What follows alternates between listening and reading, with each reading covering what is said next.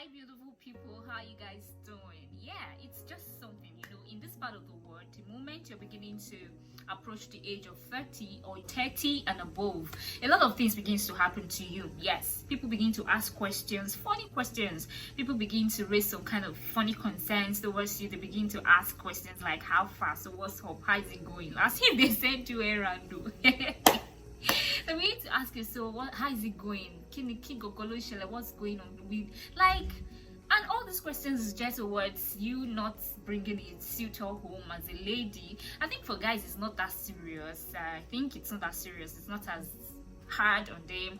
They are not as hard on them as they are on the ladies. For the ladies, they believe there are certain contributions you can make. They believe there are certain ideas you can have. They believe there are certain experiences you can't possibly use. They believe because you don't have a child yet, you can't take care of a child properly.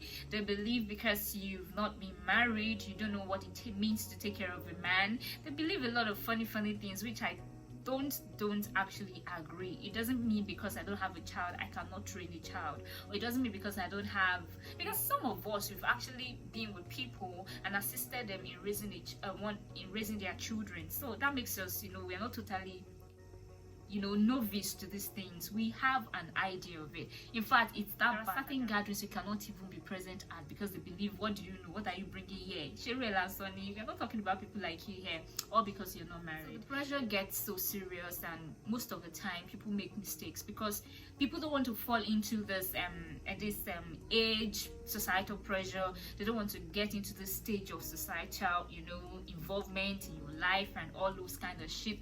People just rush in the moment 30s approach, or the moment they are 30 and above. I'm not a supporter of late marriage. I don't like it. I believe a 25, 26-year-old lady should be married. Now you want to ask why you're not married.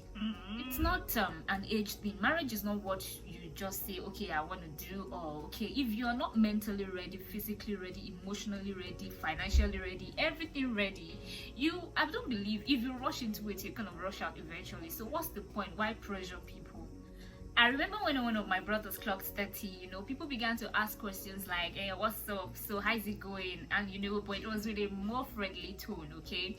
I believe it was a guy. If he was a lady, it would have been harder on him than, it was those times. Because you have aunties who have loud mouths, and because you have uncles who are, not nice, you're scared to go home, you're scared to, meet certain people. Even if you go home, you don't want to sit with anybody for more than 5 minutes because, these talks will come up. I think you should take it easy, and I think everybody should take it easy. Before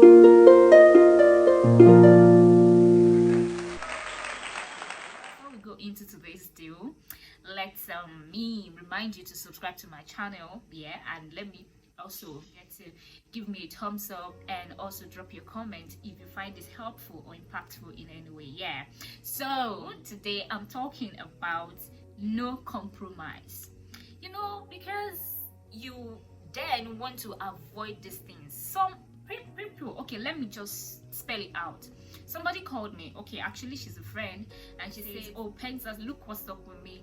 I really want to be married this year, but things are not working and all that shit. And I go like, okay, why do you want to be married this year? Is it because that is what you want, or because that is how it should be? Are you ready and all that shit? And he says she's ready and all that. And I go like, okay, so is it because so why are you not married? Why are you not seeing marriage in view? Is it because you don't see people? Is it because you don't have a serious person? Is it because I know you have a lot of guys around you, so what's up with all of them? And she goes like, see, I really don't see a serious person. And it happens sometimes. You ladies can relate. You have so many guys around you, but you can't even pick one. It happens. You can't pick one. And sometimes you begin to question yourself, am I the problem? Is anything wrong with you? Because people begin to say, hey, you're too shakara. People begin to ask you, or people begin to say things like, your shakara is too much, you are too picky and all that shit. And because of all these things, you just want to say, okay, let me just settle for one. Babes, don't try it. Guy, don't try it. Even as a male, you shouldn't do it. It's for somebody you're not so convinced about. Why should you want to manage?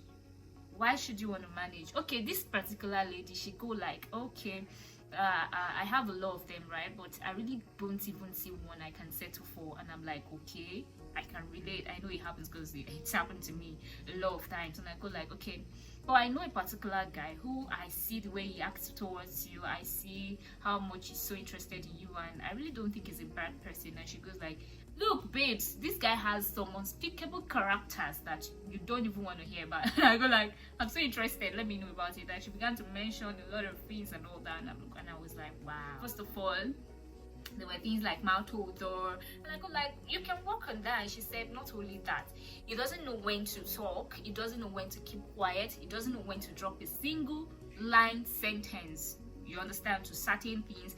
You know, he just doesn't have control when it comes to talking. He talks too much, and for me, honestly, it's a deal breaker. I can't even do it. I can't dare. And for some people don't mind, actually, I know, but it wasn't her thing. She couldn't cope. Personally, I can't cope with such as a person. So she go like, I can't even manage it. But honestly, I could tell that this guy really liked her, yeah. But this is a big barrier.